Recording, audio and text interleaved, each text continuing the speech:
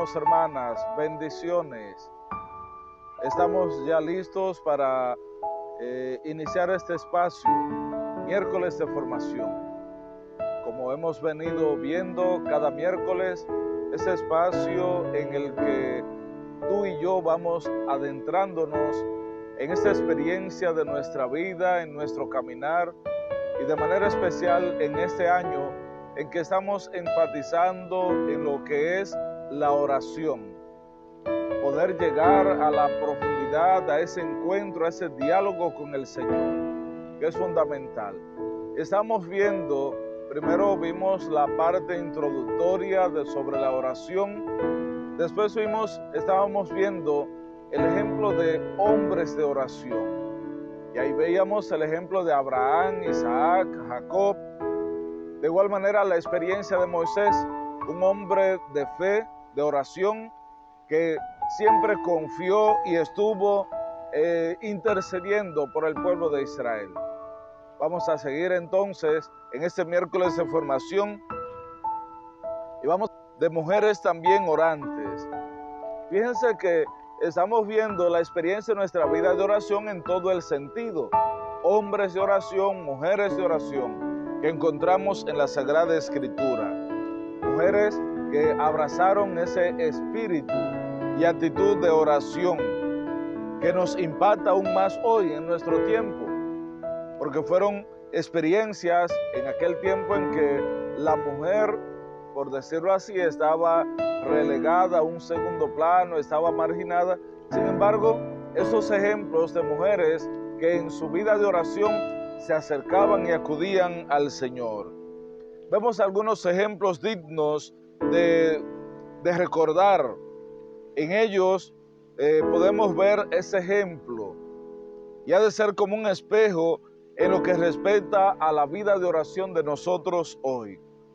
Por ejemplo, podemos ver a Débora, que junto a Barak, era juez de Israel, entona un cántico de victoria, como lo muestra el libro de los Jueces, capítulo 5, del verso 1 en adelante. De igual manera, encontramos a Ana, la madre de Samuel, esa mujer que era estéril y que pedía insistentemente al Señor que le concediera tener un hijo. Su oración es un ejemplo de súplica humilde, esa súplica confiada al Señor, esa que va y ahí lloraba tristemente y entre lágrimas simplemente invocaba la misericordia, el favor de Dios en ella. Su oración es y ha de ser para nosotros un ejemplo de oración humilde, pero también un ejemplo de oración confiada en el Señor. Y Él escuchó su oración. Dios escuchó sus súplicas, sus ruegos, y le regaló un hijo, el profeta Samuel. Y así lo vemos en el primer libro de Samuel, capítulo 2, verso del 1 al 11. Cómo Dios escucha su oración y le concede ese hijo que ella tanto pedía, ese hijo que ella anhelaba. También recordamos a través de esto a Sara, la esposa de Tobías, capítulo 3 de Tobías, verso del 11 al 15. Esa oración suplicante, oración que hacían en su boda, de su noche de boda. Tobías 8, del 4 al 8 y también del 12 al 30. De manera que encontramos esos ejemplos. Otro modelo de oración que podemos encontrar lo constituye también Judith. Judith, que suplicaba fervientemente a Dios ante el acecho de sus enemigos. Este rey que estaba al acecho, ese general sirio que estaba buscando conquistar nuevas tierras. Y Judith, en medio del peligro inminente en que vivía, ora, suplica, pide al Señor. Y lo encontramos en el libro de Judith, capítulo 9, versos del 2 al 14. De igual modo, la belleza literaria y espiritual de la oración de la reina Esther, esa experiencia de oración de esa reina Esther no tiene desperdicio. Una oración entregada totalmente, esa oración y dimensión espiritual con un lenguaje hermosísimo. Esther capítulo 13, versos del 12 al 30. Estas y muchas otras mujeres encontramos a través de la Sagrada Escritura que encarnaron el ideal del pueblo de Israel a través de su oración. Toda esa experiencia de su preocupación y oración, sus necesidades, sus súplicas, todas ellas puestas en las manos del Señor. Así, Dios llegó a identificarse con ellos y ese pueblo, esa nación, también llegó a identificarse como la nación amada del Señor, por esa experiencia de súplica, como ese pueblo escogido, porque era un pueblo que confiaba, un pueblo que a través de sus oraciones, sus plegarias, estaba siempre clamando la misericordia, el favor de Dios.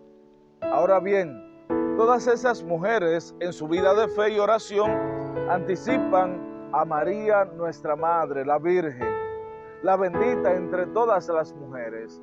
Todas ellas van anticipando ese modelo de oración humilde, de entrega, de fervorosidad, pero también de acogida al proyecto, al designio de Dios. Esa experiencia de fe de ella, que es modelo sin igual de escucha, de silencio, de meditación, obediencia, alabanza e intercesión ante Dios. Y así, todas esas experiencias de esas mujeres son como un preludio, una preparación, un anticipo de lo que va a ser la vida de oración de la Virgen María. El Evangelio habla de igual manera muy poco de la oración de la Virgen María, pero dado que ella pertenecía a una de las familias piadosas de Israel, aguardaba como todo israelita la venida del Mesías. Y así esas oraciones y plegarias antes de la encarnación en la Virgen, pues no los recoge la Sagrada Escritura, pero se supone y se tiene entonces la realidad de que, al igual que toda la familia y todos aquellos que eran descendientes de familias piadosas de Israel, aguardaban esa llegada del Mesías y lo oraban, lo pedían y lo buscaban constantemente. Como todo israelita, la venida del Mesías, y como ellos, se le podía aclamar, se le pedían al Señor. Y al igual que con los salmos y otros actos de piedad, otros actos de oración a través de los cuales buscaban esa experiencia de encuentro con el Señor. Así aprendió a vivir y a asumir el sacrificio y la oración, esa oración que agrada al Señor, esa oración de entrega, de amor, esa oración confiada, que es el don de la propia persona, la entrega, el sacrificio, la donación de sí mismo. Por eso pudo responder ante esa invitación del ángel, pudo responder a él con generosidad, con la mayor expresión de oración. He aquí la esclava del Señor, hágase en mí según tu palabra. Lucas 1, del verso 38 en adelante. De manera que la experiencia de la Virgen María, toda esa preparación espiritual de ella, estuvo ya precedida por todas esas mujeres, pero también se nos presenta en la Sagrada Escritura. Otra oración significativa de María la encontramos también en el Magnífica, esa oración especial que ella realizó, esa oración de exclamación, reconocimiento y alabanza al Señor. Proclama mi alma la grandeza del Señor, se alegra mi espíritu en Dios mi Salvador. y ahí reconoce la grandeza de Dios, reconoce también que todo lo que ella es y lo que se realiza en ella no es por sus méritos. Desde ahora me felicitarán todas las generaciones, porque el poderoso ha hecho obras grandes por mí y su nombre es santo.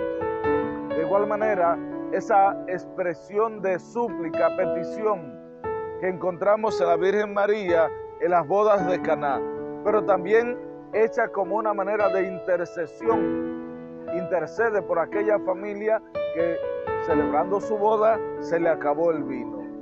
Juan 2:3. Ciertamente, ella no puede hacer nada por sus propias fuerzas.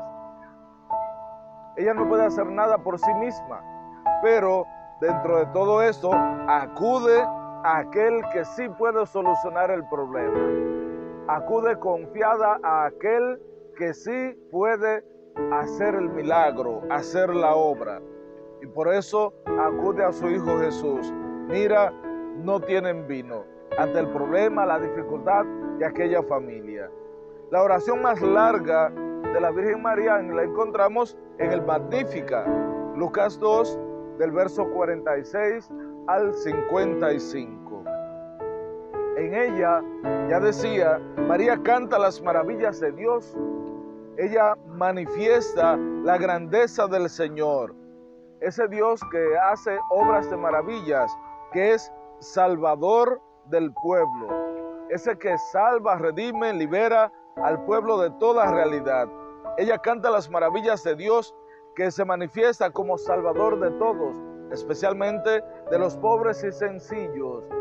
A los hambrientos los colma de bienes y a los ricos los despide vacío. Auxilia a Israel su siervo, acordándose de la misericordia. Y así expresa toda esa bondad, misericordia de Dios en favor de los pobres y sencillos.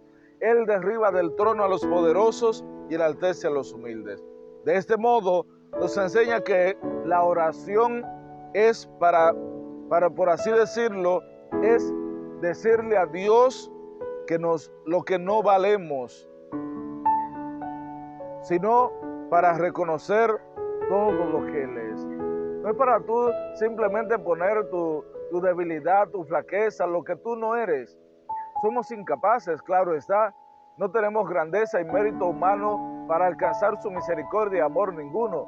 La oración ha de llevarnos entonces a pedirle a Dios esa fuerza, esa gracia que viene de Él. Por eso la oración no es para decirle a Dios lo que tú no vales. Ya Él te conoce por dentro y por fuera. La oración es simplemente para reconocer que todo es de Él.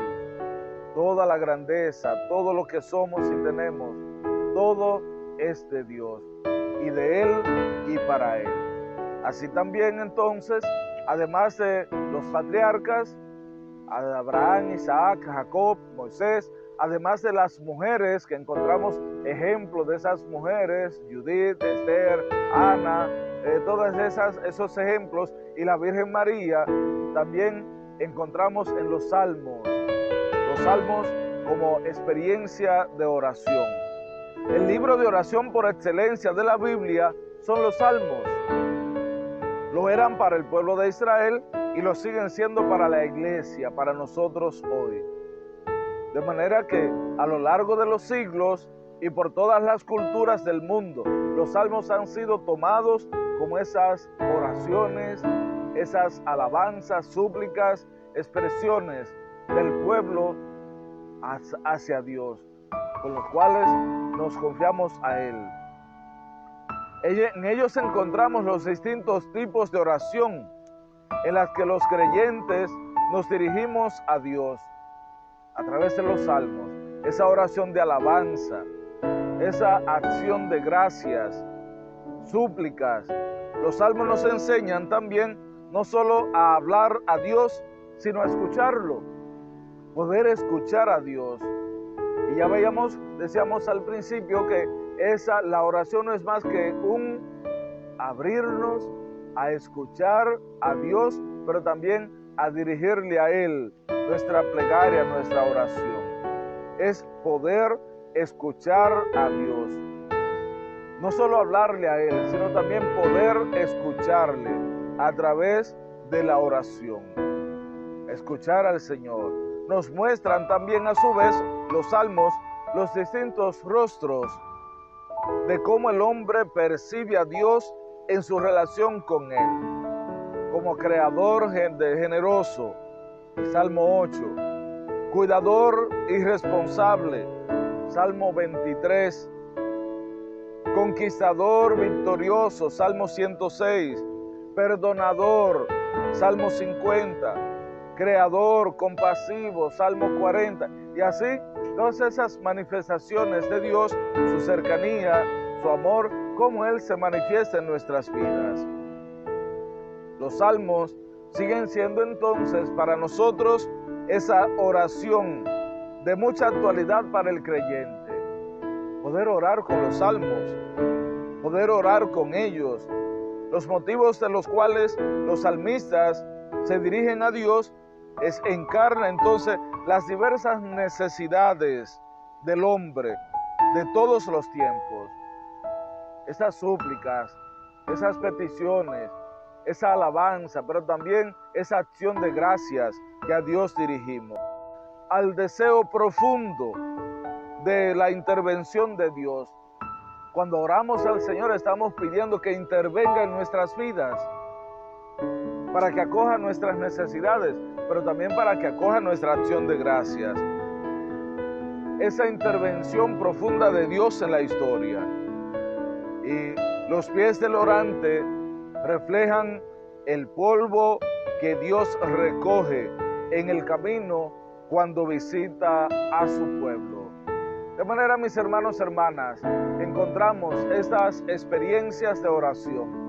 Y así en este año dedicado a la oración, estamos invitados a seguir nosotros también profundizando y viendo que como aquellos hombres y mujeres, también como lo presentan los salmos, tú y yo podemos también acercarnos a Dios y hacer de nuestra vida una vida de oración.